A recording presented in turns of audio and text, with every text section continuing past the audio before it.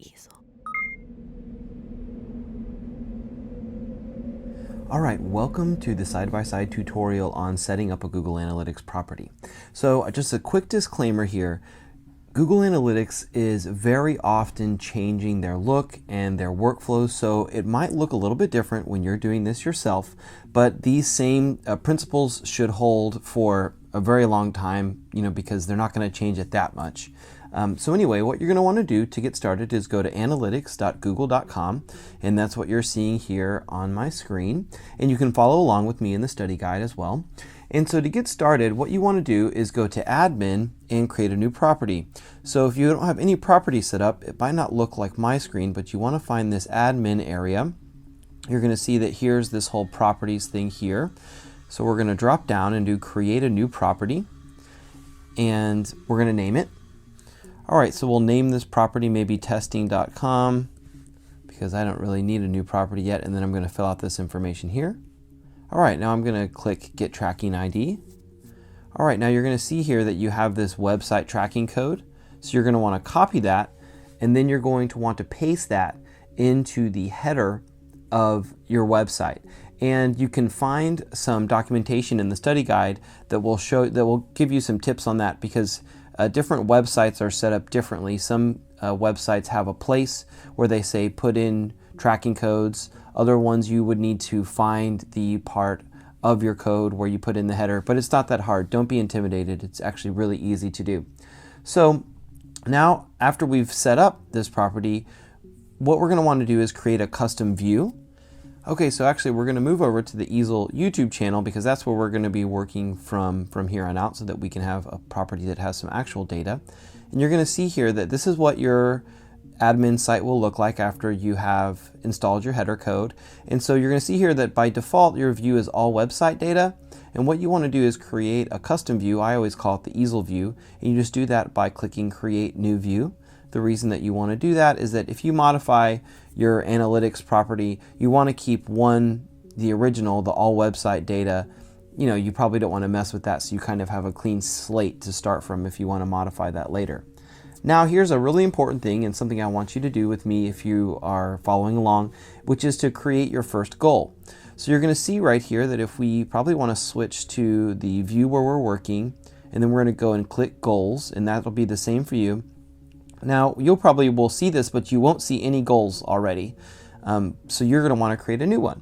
So what you're going to want to do is go to goals and then create a new goal. All right, let's use the make a payment as our template for now. It's not that big of a deal to use that one over these other ones, especially these ones here at the top. So don't worry if that's not exactly what you want to track. Just let's do the make a payment to start, and then let's name it. All right, cool. So we're going to call this subscription, and you can call it whatever is relevant for you. And we want to stick with this destination as the way that we're tracking the goal. And I'll tell you what that means here in a second. So you would click continue, but I'm actually going to show you the goal that already exists that has the structure. So once you've set it up and you go to this goal description, so this is exactly where we were before, you're going to see that your next step is to go to these goal details.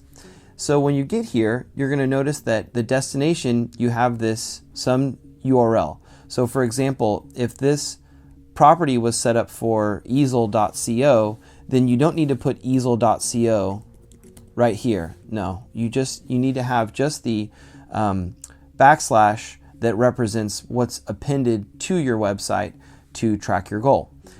So anyway, you can find some more support in the study guide for that, but it's easy. You just basically need to make this URL equivalent to the page that will be triggered when somebody completes your goal. So an example might be, for example, if you have a newsletter and when somebody signs up, they go to a page that says thank you, then that's going to be the URL that you want to track. If it's, for example, a YouTube channel, then this is the URL that comes up when somebody subscribes to the Easel YouTube channel. So when they click that subscribe button, this page is triggered.